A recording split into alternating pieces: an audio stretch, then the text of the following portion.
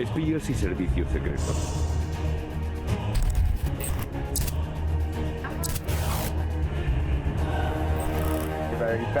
Venga, lentamente a denunciar irregularidades. Información clasificada en todo. Sí, tire los papeles. Adelante, Assange,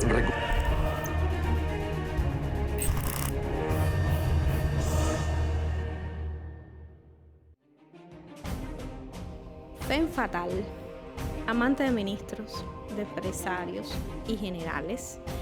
¿Qué significó Ojo del Alba para el servicio de contraespionaje francés en 1917? Los franceses necesitaban un espía para explicar la sucesión de reveses en la guerra.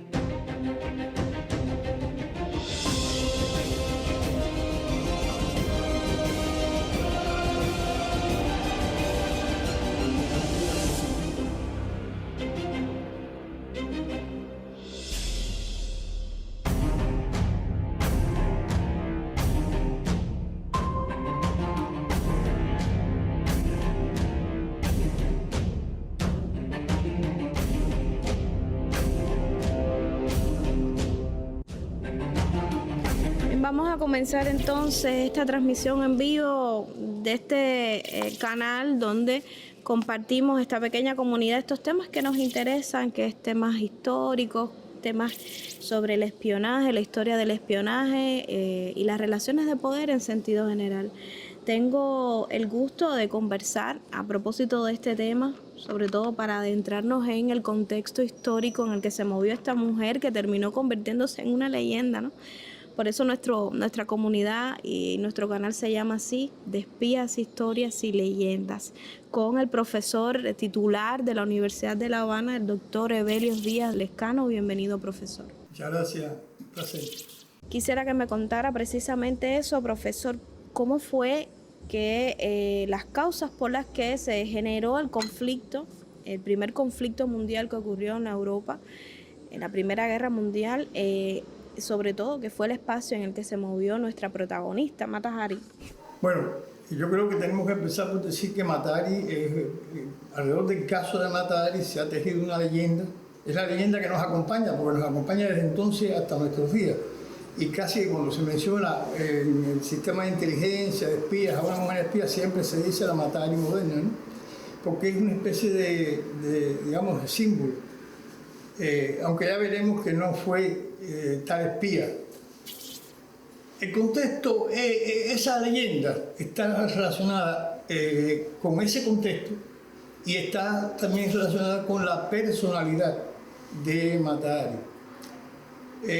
Bueno, principios del siglo XX, estamos hablando del periodo que precede a la guerra.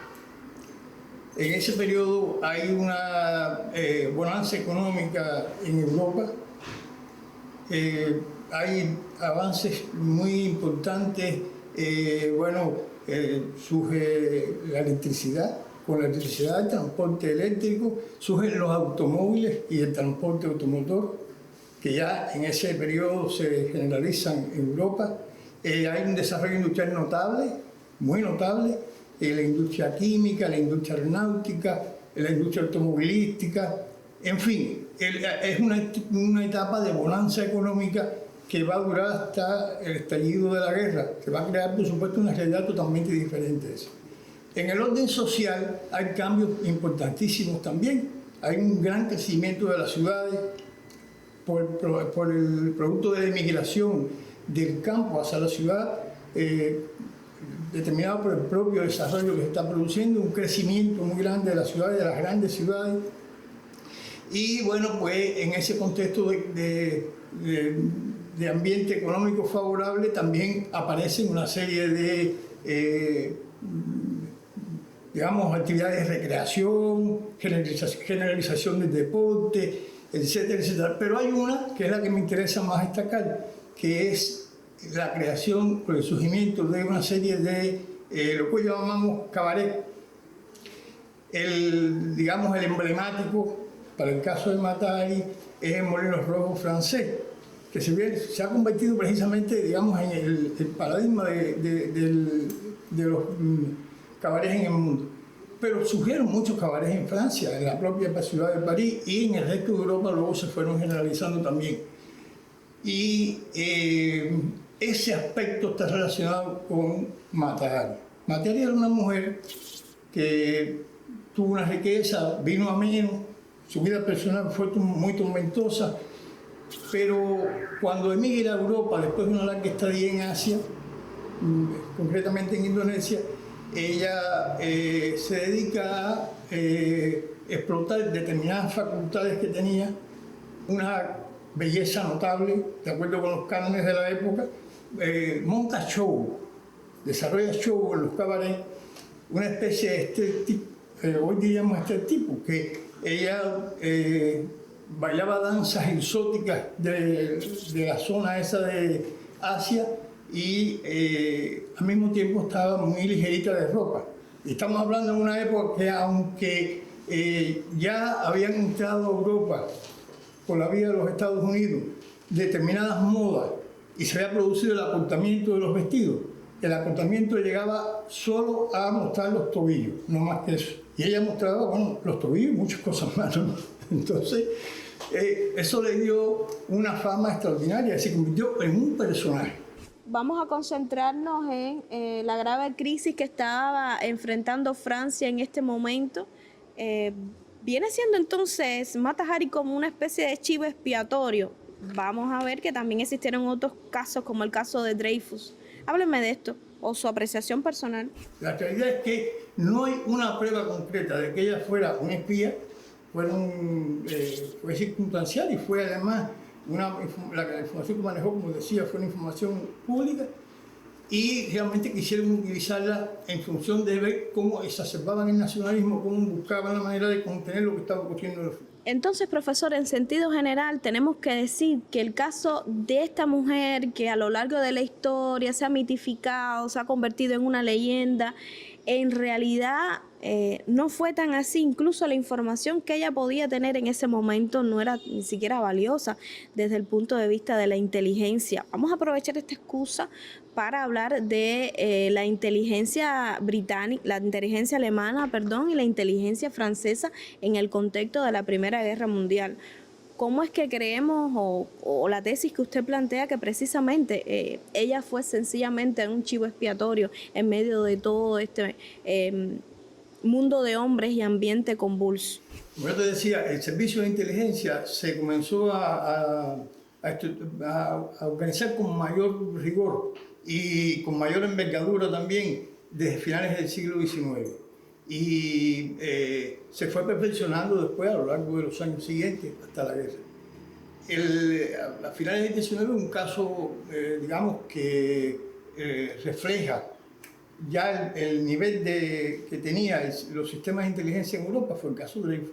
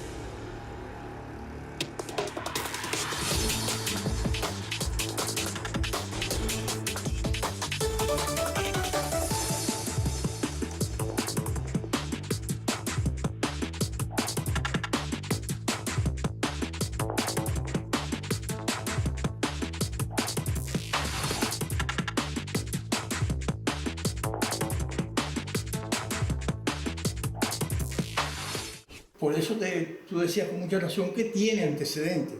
El caso de Matahari y con el caso Dreyfus, hay otros casos, no solamente el de Dreyfus, pero bueno, ese fue más famoso. Bien, profesor, muchísimas gracias por estar con nosotros en nuestro canal, por darnos todas estas informaciones. Yo espero que vuelva otra vez, porque sobre todo tiene mucho que aportar cuando hablemos de casos muy específicos en el mundo contemporáneo, sobre todo ya en el contexto de la Segunda Guerra Mundial. Gracias, profesor. Muchas gracias. Mis amigos, ahora les invito, como ya les había comentado, a que vean este material. Voy a compartirlo justo ahora en mis redes sociales y nada, me quedo pensando cómo Mata Hari en un mundo de hombres fue espiando quizás la culpa de otros tantos hombres, pero terminó convirtiéndose en eso.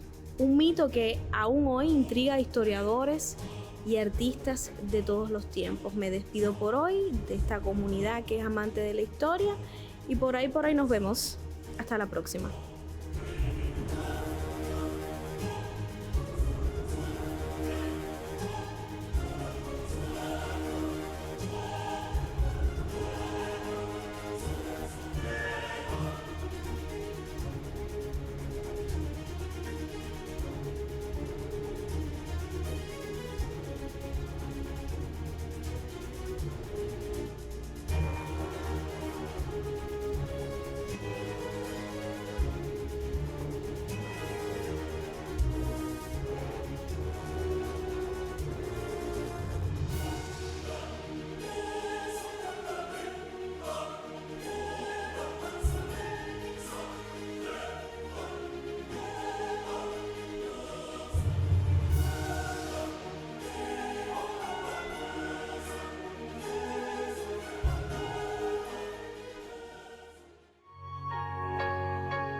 Leyenda y realidad de una espía.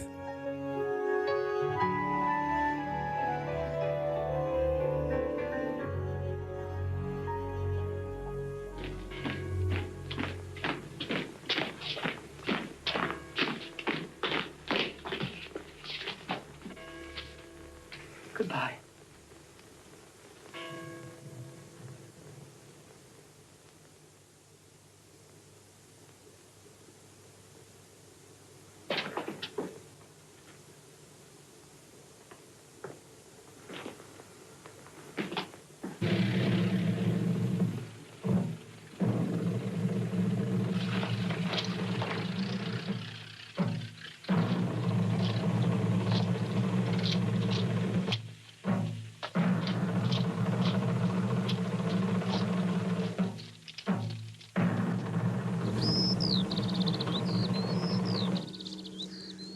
That won't be necessary.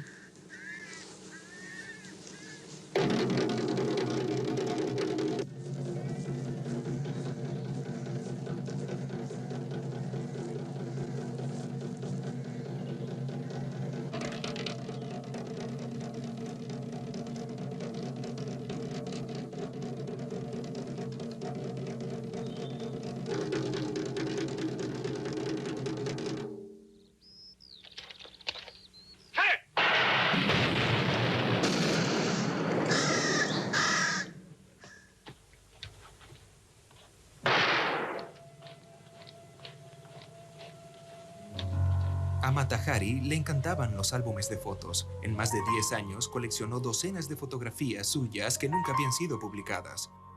Estos álbumes se salvaron milagrosamente después de su muerte. Ahora son mostrados por primera vez. La información de su caso está registrada en el expediente del Ejército de la Investigación Preliminar para el juicio. Mata Hari compareció ante el capitán Bouchardon 17 veces y a través de los interrogatorios nos cuenta la historia de lo que sucedió.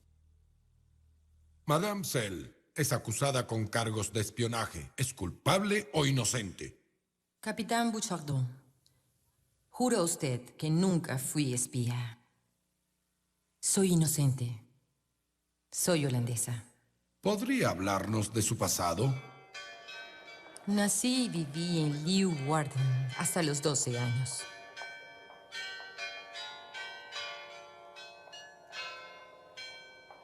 Para mi padre, era una orquídea entre botones de oro. Su padre, Adam Zell, estaba entre los 10 hombres más adinerados de la ciudad de Leeuwarden, que para entonces contaba con unos 30.000 habitantes. Así que su familia era muy rica, tenía mucho dinero y una gran casa. Él vendía sombreros y gorros, entre otras cosas, pero obtuvo su fortuna gracias a las especulaciones en las negociaciones petroleras en el lejano oriente y las Indias Orientales holandesas. También especuló en el mercado de valores, pero fue tanta la especulación que perdió todo el dinero y luego abandonó a su familia. Se fue solo a Ámsterdam y La Haya, dejando a su familia en Leeuwarden. Luego se divorciaron oficialmente y unos meses después la madre de Mata Hari enfermó y murió en mayo de 1891.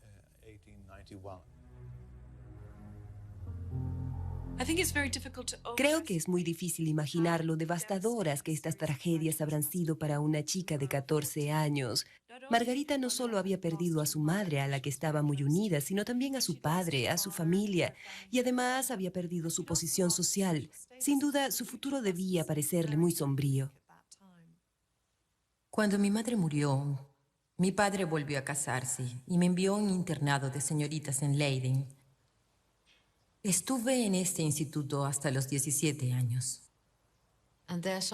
El director de ese instituto la sedujo a ella, o a lo mejor ella lo sedujo a él. Ella fue expulsada y luego huyó.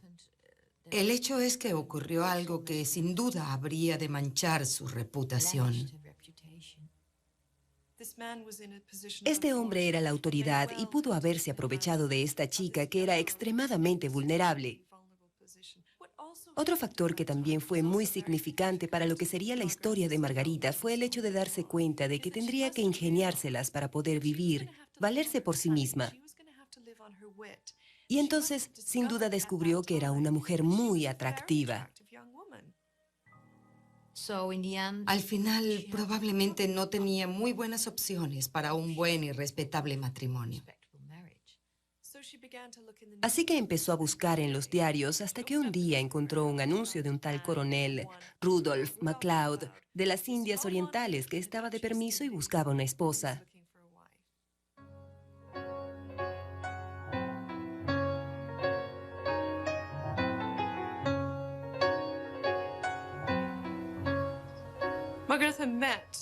Margarita conoció al que sería su esposo, coronel Rudolf MacLeod, en el Museo Rijks, que era un lugar algo burgués. Y las cartas que intercambiaron en esa época dan la impresión de que hubo una especie de atracción instantánea entre ellos. Su futuro esposo casi le doblaba la edad. Era un hombre mayor, una figura paternal que probablemente era muy importante para ella. Era alguien que representaba estabilidad, que representaba autoridad y un buen futuro para ella.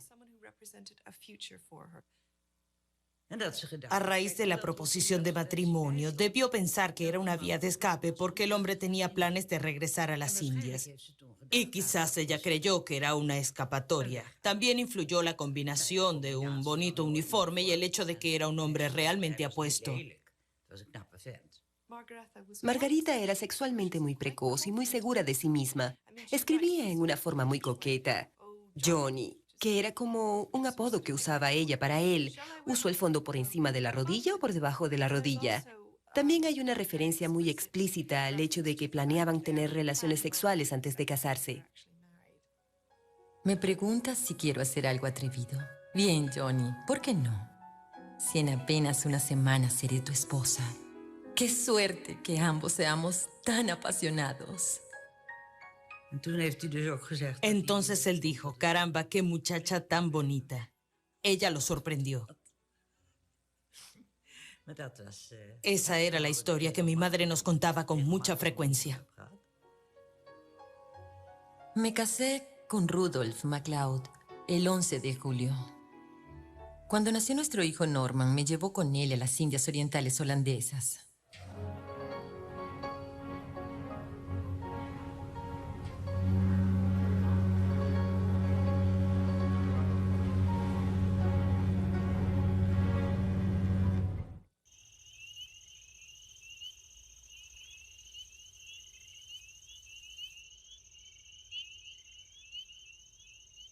Nos quedamos en el centro de Java, en el campo William I por varios meses.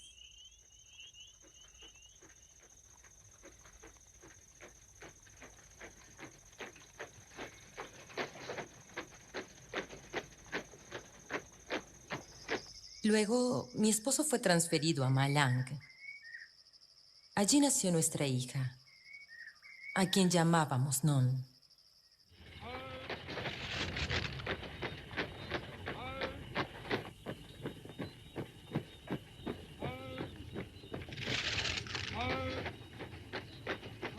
Después fue enviado a Medan, en la costa oriental de Sumatra. Un mes después de nuestra llegada, murió nuestro hijo de 3 años, cuando la esposa de un nativo intentara envenenarnos a todos. Hay varias versiones de lo sucedido, pero mi versión, mejor dicho, la de mi madre, es que la criada, que por supuesto cuidaba a los niños, fue la responsable directa de aquella tragedia. Es decir, mi padre en parte se lo esperaba, porque ella dejaba todo en manos de la criada. No se ocupaba personalmente de nada en la casa. Y además, porque él había encarcelado al esposo de la criada por hacer algo prohibido. Entonces, el marido de la criada la obligó a eliminar a los hijos del mayor para vengarse, y lo hizo poniendo veneno en la comida.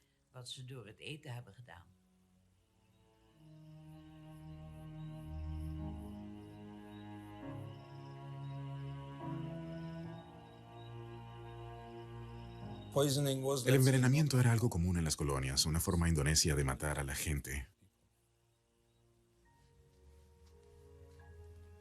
Este es Norman. Esta es una foto que mi padre llamaba el niño pequeño.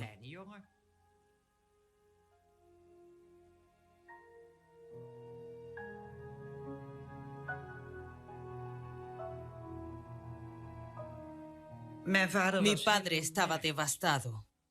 Le escribió una carta a su hermana que yo todavía conservo, donde dice que le había sucedido lo peor que le puede pasar a un hombre y que ya no veía la forma de seguir adelante. Él adoraba al niño. Seguramente tenía un gran sentimiento de culpa que probablemente se acentuaba con los reproches de su esposo, que le decía: debías estar pendiente del bebé. Has podido evitar esta terrible tragedia.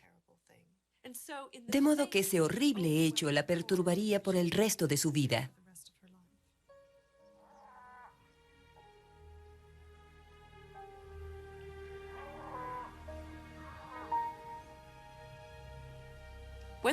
Cuando los MacLeod volvieron a Holanda, la separación era inminente. Habían empezado a odiarse el uno al otro. Existía un rencor terrible entre ellos. Era solo cuestión de quién se iría primero. Inicialmente Margarita se llevó a su hija Non y trató de establecerse.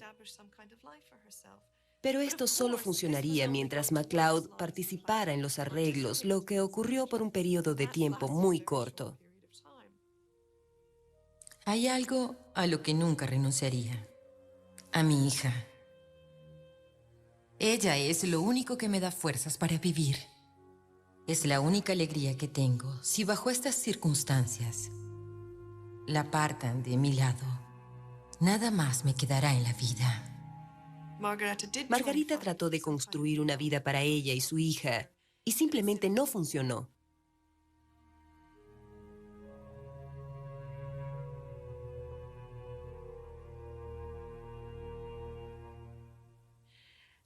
Así que decidió irse a París.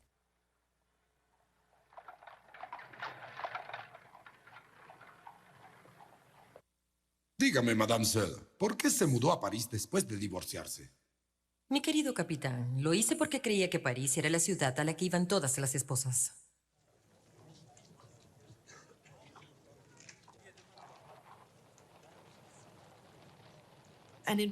En París se convierte en otra persona, y creo que probablemente ese haya sido el momento en que empieza a inventar a Mata Hari.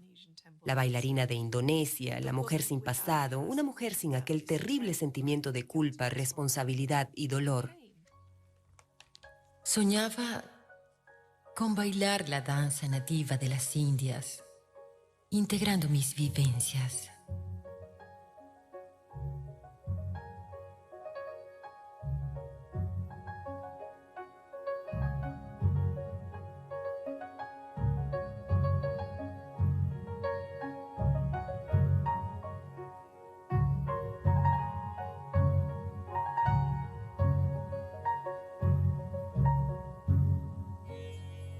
Empecé en el Museo Guimé, bajo el nombre de Mata Hari, que en malayo significa ojo del alba, e inmediatamente comenzó mi carrera. Conservamos entre los papeles de la biblioteca una invitación a esa memorable fiesta de marzo de 1905, en la que se indica que la señora MacLeod ejecutaría 3 danzas: la invocación a Shiva, la princesa y la flor mágica, y también unas danzas guerreras en honor a Subramania, que era uno de los dioses guerreros de Holanda, entre cuyos símbolos se encuentra una pica, y en las fotografías de la época se puede ver a Mata Hari con una pose guerrera y una pica en la mano derecha. También se indica que al final de la sesión, Mata Hari haría una demostración de marionetas javanesas. Sin duda causó un gran impacto, y en ese momento ella era la gran atracción para los parisienses. Casi todas las noches bailaba en salones privados y ganaba 1.000 francos por noche. La singularidad de Mata Hari radica en el hecho de que ella realmente inventó el personaje de la bailarina hindú, personaje considerado parte de un espectáculo de variedades hasta comienzos de los años 30. Ahora bien, ¿quién es la bailarina hindú? Es una artista de talento coreográfico más o menos confirmado que se inventa un seudónimo exótico, que se inventa una historia de vida procedente esencialmente de la mistificación. Nací en Java, en medio de la vegetación tropical. Desde pequeña me enseñaron el verdadero significado de estas danzas, que son parte de un culto, de una religión. Solo los que nacen y crecen allá llegan a comprender su significado religioso. Estoy convencido de que ella empezó a creer en sus propias mentiras, en las cosas que le había dicho a la prensa y que la prensa publicaba, y la convencía de que todo lo que decía era cierto. Vivía en un mundo de fantasías. Aunque Mata Hari bailaba como representante de las danzas javanesas, no se inspiraba en estas completamente, pues es evidente que ella no realizaba los movimientos característicos de tales danzas, como los de las piernas, la posición de las rodillas y sobre todo el lenguaje de las manos. Dado que no sabía bailar, Mata Hari utilizaba unos movimientos extremadamente lentos y de algún modo simulaba estar en trance, como si la danza invadiera su cuerpo. Le daba a sus danzas cierto hieratismo, cierta lentitud, un aspecto en el que conjugaba exotismo y erotismo.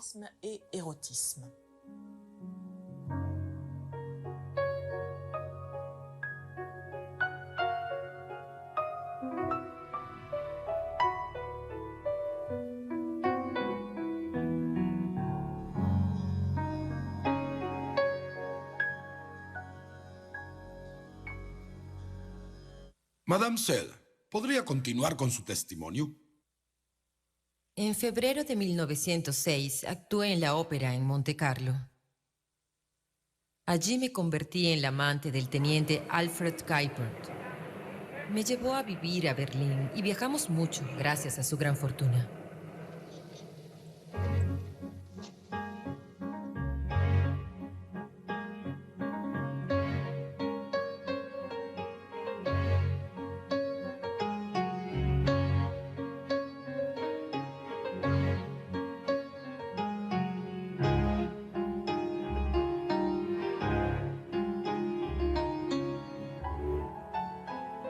En enero de 1907 bailé en Viena y él me acompañó.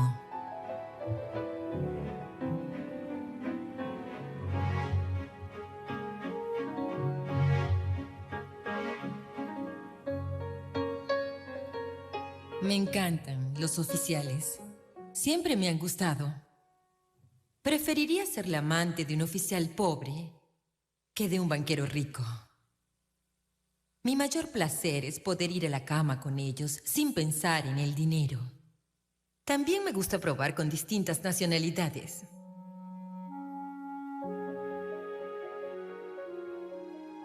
La familia de Alfred Kuipers insistía en que él me dejara. Amenazaban con tomar acción legal.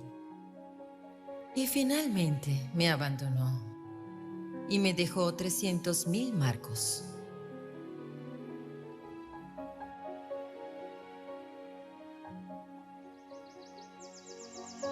Regresé a París, donde el banquero Rousseau me hizo su amante. Con él vivía a todo dar.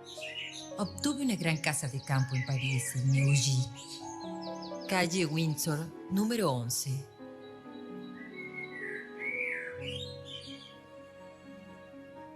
Y una mansión en Turín, llamada La Dorée. Usted misma ha dicho que es una mujer internacional y que poco antes de la guerra había tenido relaciones íntimas con 3 oficiales alemanes. El hecho de que haya tenido relaciones íntimas con ciertas personas no implica que tenga que ver con el espionaje. Ciertamente, como bailarina profesional, me relacioné con personas en Berlín sin ninguno de los motivos sospechosos que usted supone. Además, ¿cómo iba a saber que entonces habría una guerra? En junio de 1914 estaba en Berlín, preparándome para un contrato de 6 meses que había firmado con el Teatro Metropol. Luego se declaró la guerra. Y la policía trataba muy mal a los extranjeros. El presidente del banco me dijo que como yo había vivido 10 años en Francia, se me consideraba francesa. Y no quiso devolverme mi dinero ni mis joyas. Tuve que irme de Berlín sin un centavo. Cuando llegué a mi país, me sentía muy avergonzada. No tenía dinero, pero contaba con un viejo amor en La Haya, el coronel Barón van der Capelin, que era casado y muy rico. Recurrí a él y me instaló en La Haya, en un cómodo departamento. Sigue siendo mi amante. Mi estadía en La Haya fue muy triste. Algunos de mis amigos, especialmente el doctor que me ayudó a traer a mi hija al mundo, trataron de que me reuniera con ella. No la había visto en 6 años. Pero todo esfuerzo fue inútil, pues mi hija se negaba a verme.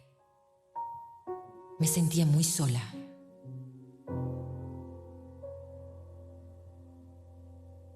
La última actuación de Mata Hari como bailarina fue en La Haya, pero no tuvo la recepción que esperaba.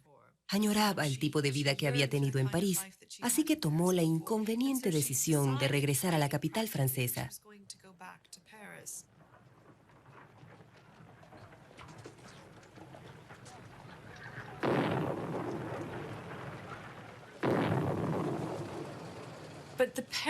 Pero la ciudad a la que llegó Mata Hari era distinta a la París que ella imaginaba.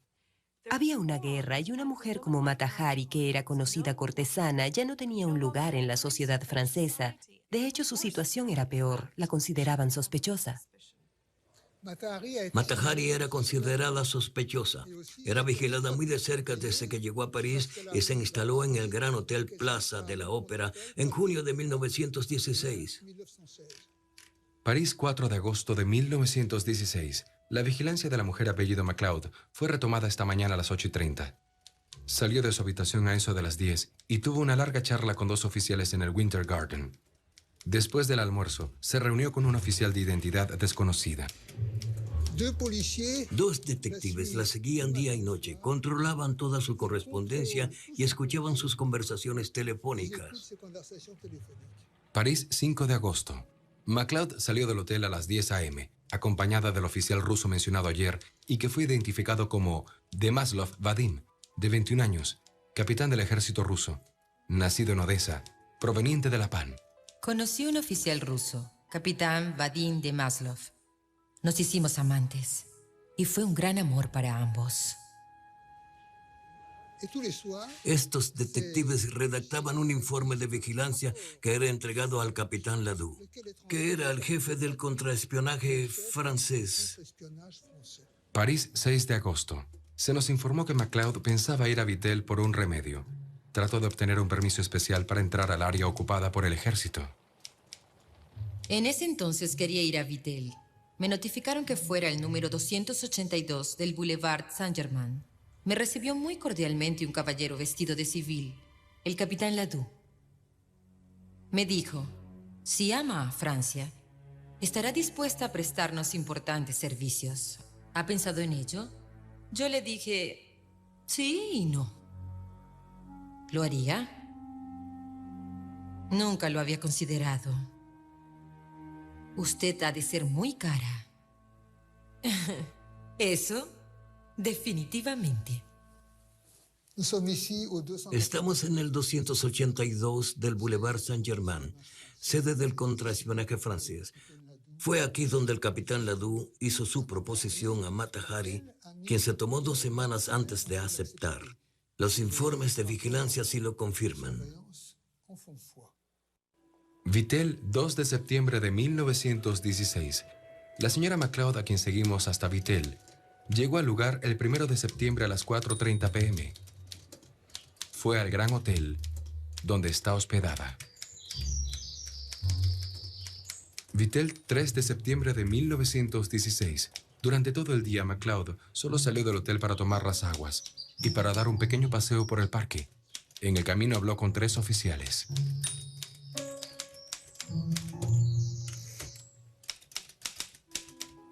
Supimos que se pasó el día esperando a alguien. En efecto, el capitán Vadim de Maslov, el oficial ruso que había pasado varios días con MacLeod en París, llegó en el tren de las 3:30. A las 5:30, los vimos besándose cerca de la ventana de la habitación de MacLeod. A las 6 en punto, fueron a pasear del brazo por el parque. El capitán de Maslov llevaba un parche en el ojo izquierdo, que no tenía cuando lo vimos la primera vez en la ventana. A las 7 p.m. regresaron para cenar y no volvimos a verlos.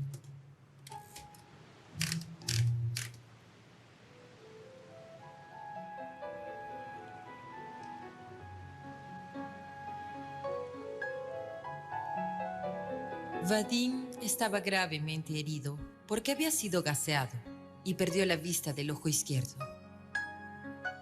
Una noche me preguntó si me casaría con él. Le respondí que sí y comencé a pensar. Mi futuro estaba totalmente arreglado. Le pediré al capitán Ladoux suficiente dinero como para no tener que serle infiel a Vadim. Al regresar a París, hablaré con Ladoux. Le diré, esto es lo que pienso hacer. Iré a Bruselas con mis mejores trajes y frecuentaré el alto mando alemán. Por eso quiero 1.000.000 de francos. Pero me pagará solo después de confirmar el valor de mi información. El proyecto de un gran plan de espionaje en Bruselas parecía una fantasía. Ladoux lo aceptó al igual que el pago que exigía Mata Hari. 1.000.000 de francos, una suma enorme para la época.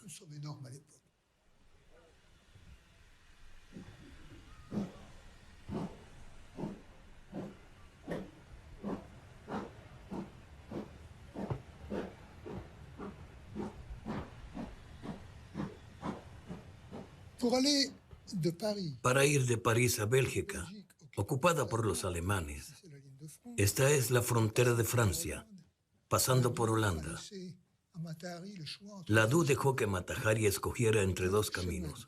Un camino corto pasando por Suiza y Alemania y un camino muy largo que pasa por España. Decidí viajar a Bélgica por la ruta sur vía España. Abordé el Hollandia, que zarpó desde Vigo, y 6 días después llegué a Falmouth. Nada especial ocurrió durante la travesía.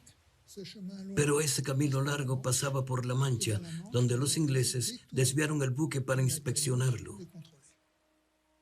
En Falmouth, unos policías y soldados abordaron el barco.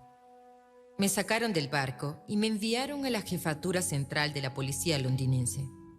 Me habían confundido con la espía alemana Clara Benedix. Finalmente me liberaron, pero me prohibieron regresar a Holanda. Tuve que volver a España, donde había empezado mi viaje.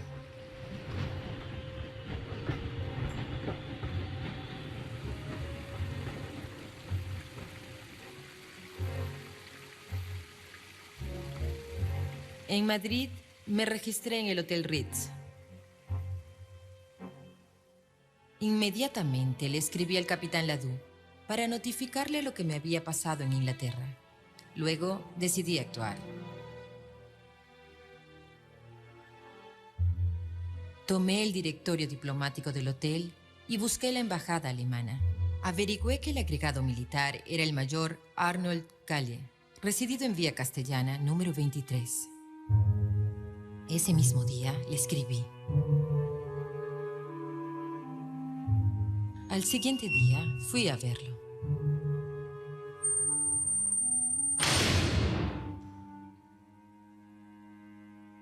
Esa noche le escribí al capitán Ladoux.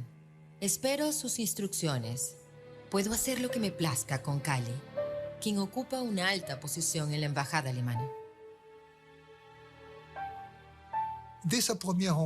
Desde su primer encuentro con el agregado militar alemán, Mata Hari logró seducirlo y le sacó algunas informaciones que ella consideraba importantes, pero que realmente ya eran del conocimiento de los franceses. 2 días después, el lunes 11 de diciembre, se encontró por casualidad con el agregado militar francés, el coronel Danvigne, quien se enamoró perdidamente de ella. El coronel Danvigne le pidió a Mata Hari que consiguiera informaciones valiosas con el mayor alemán, pero este comenzó a desconfiar y se negó a responder a las preguntas de la bailarina. Decidió investigar la vida de Mata Hari y así descubrió todas sus artimañas. El castigo por su traición se iniciaría el miércoles 13 de diciembre. El mayor envió a Berlín una serie de radiotelegramas.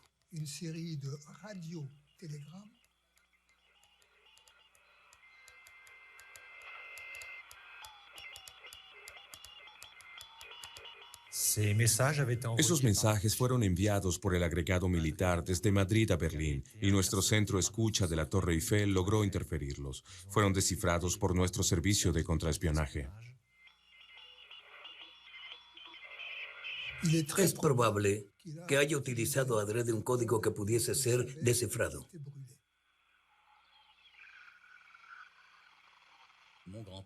Mi abuelo estaba convencido de que los alemanes no sabían que nosotros conocíamos su código. No había ninguna razón para pensar que los telegramas no fuesen verdaderos. En esos radiotelegramas, el mayor Calle habla de Mata Hari como la agente H-21 que le había dado informaciones supuestamente muy completas. Y así el contraespionaje francés pudo detener a una supuesta y gran espía alemana. Los alemanes entregaron a Mata Hari a los franceses. Eso fue extremadamente torpe desde el punto de vista político, ya que los franceses necesitaban precisamente en ese momento demostrar que luchaban contra los traidores y los espías. Entonces, ¿por qué los alemanes nos entregaron una espía? Es algo que no entiendo. Naturalmente, eso nos favoreció, pero hay algo en la mente de los alemanes que me inquieta un poco. Al regresar a París fue vigilada durante 6 semanas, pero sin resultado alguno. El juez de instrucción Bouchardon ordenó que la arrestaran el 13 de febrero de 1917. La señora Cel Margarita, conocida como Mata Hari, hospedada en el Palacio Elíseo, de religión protestante, 1,75 m de estatura, con la facultad de leer y escribir, es acusada de espionaje y complicidad con el enemigo al intentar ayudarlos en sus operaciones.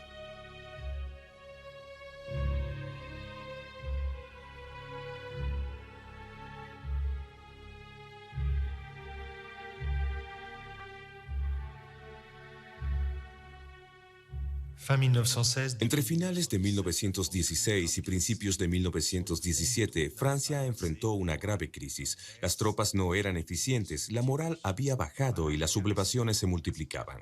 En la guerra, los civiles aspiraban la paz. Era absolutamente necesario elevar la moral del pueblo y probar que los franceses eran completamente capaces de contrarrestar las operaciones del espionaje alemán.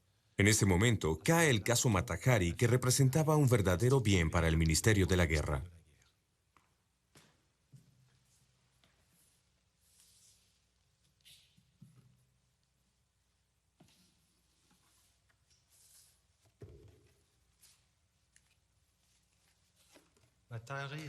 Mata Hari fue encarcelada en Saint-Lazare en una celda individual como todas las detenidas. No disfrutaba de ningún tipo de privilegios. Estaba aislada del mundo exterior y para comunicarse debía hablar con su abogado o el capitán Bouchardon.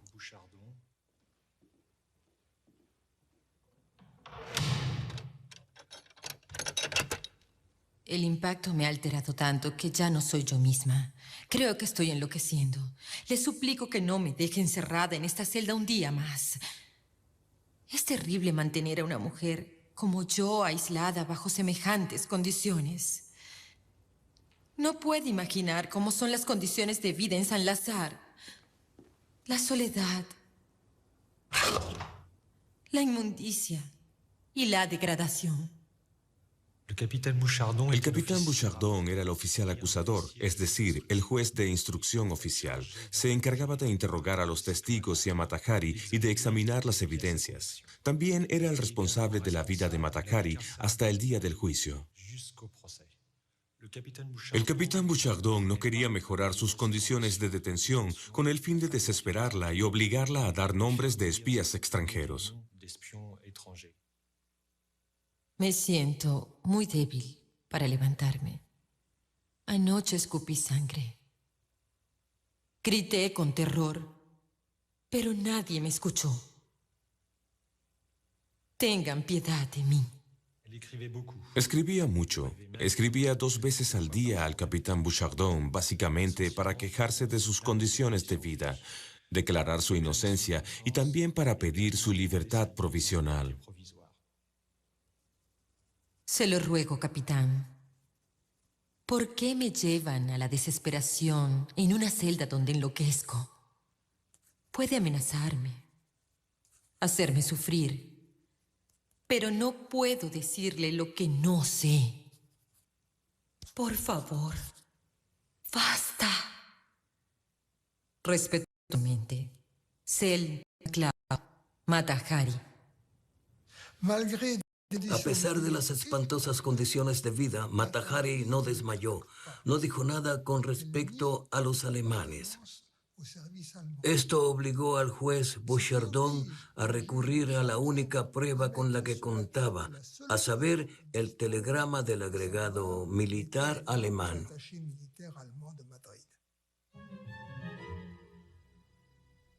Madame Sell, tenemos evidencias que demuestran que ha jugado el más osado juego con los servicios de espionaje enemigos. Usted es la agente H-21 y trabaja para la Oficina Central de Información de Colonia. Pretendía aceptar la oferta del capitán Ladoux y viajar a Bélgica en su nombre. En el mes de diciembre de 1916, recibió en París la suma de 5.000 francos desde Alemania y finalmente le suministró a los alemanes información detallada relacionada con diversos puntos de importancia política, diplomática y militar. La persona de la que Kahle habla en sus telegramas es usted. He decidido decir la verdad. Si hasta ahora no lo había confesado es porque estaba avergonzada. En octubre de 1915, estaba en mi casa en La Haya. Era tarde y mi criada Ana ya dormía. Alguien llamó a la puerta y fui a ver de quién se trataba. Frente a mí estaba el señor Kremer, el cónsul alemán en Ámsterdam, que había escrito para anunciar su visita, pero sin decirme por qué deseaba verme. Él sabía que había pedido un pasaporte para ir a Francia.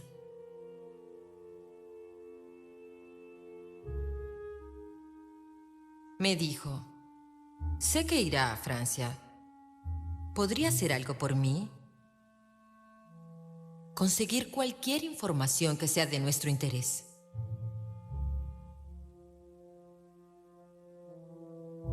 Si acepta, le pagaré 20.000 francos.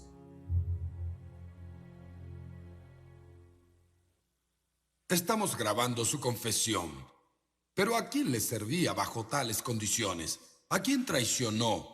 ¿A Francia o a Alemania? Nunca cumplí con la encomienda de Kremer. De seguro me asignaron un número, H21.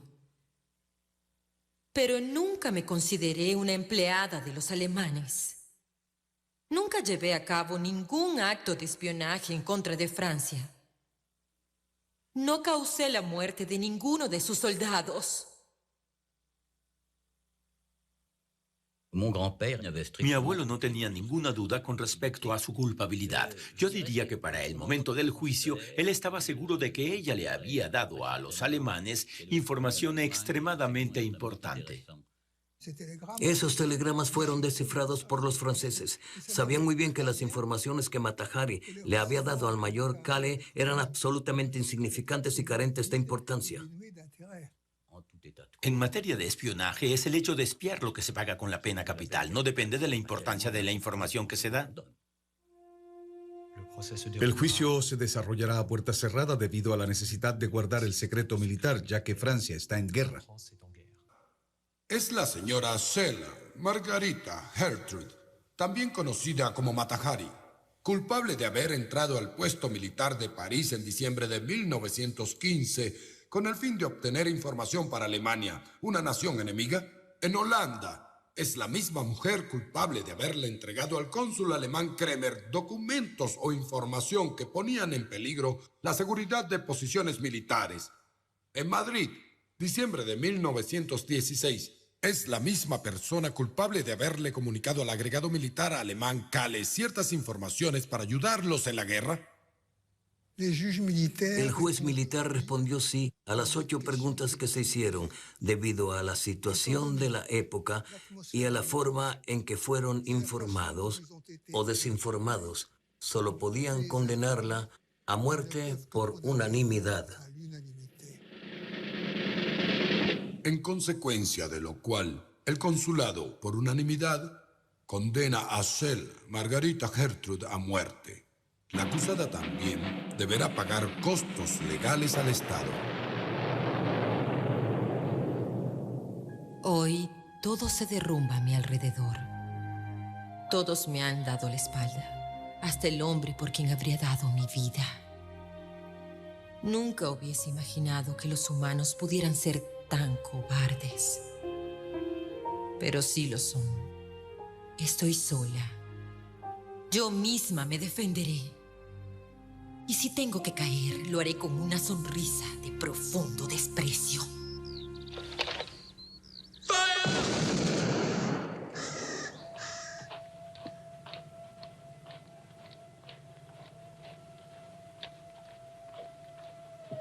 Mata Hari fue ejecutada. Pero como nadie reclamó el cuerpo, en París empezaron a correr los rumores de que Mata Hari se había salvado, que había aparecido un hombre en un corcel blanco justo a tiempo para salvarla, o que escapó porque al quitarse el abrigo y mostrar su hermoso cuerpo deslumbró tanto a los soldados que fallaron al disparar. Ah, sí. Esa historia la oí de mi mamá con todos sus detalles. Él estaba sentado atrás en un banco en el jardín y se enteró por el diario que la habían fusilado. Se quedó atónito. No porque fuera ella, sino porque según sus valores éticos, a una mujer no se le pone frente a un pelotón.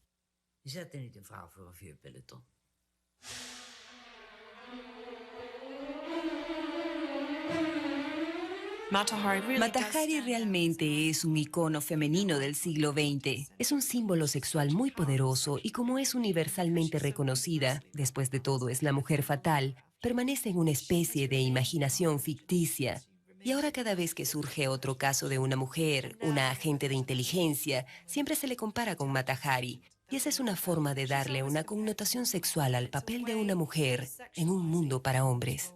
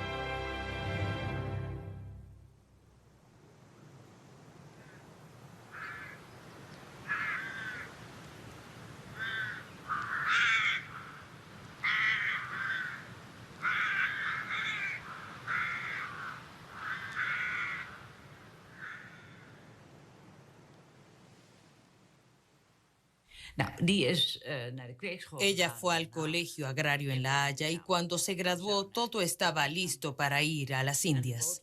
Los boletos estaban reservados. Todo estaba preparado para salir y la fecha estaba fijada. Incluso el día antes, mi madre se fue a la ciudad a arreglar un vestido amarillo y por la noche le cosió los adornos al vestido y luego se fueron a acostar. A la mañana siguiente, mi madre fue a despertarla y yacía muerta en la cama. Murió mientras dormía.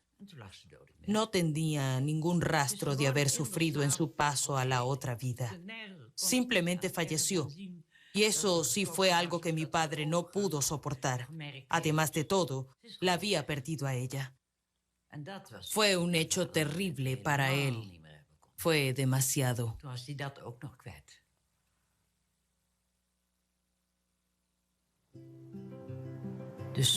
Por ello no hay ningún nombre de la familia en la lápida, porque mi padre no quiso que nadie viniera a visitar la tumba.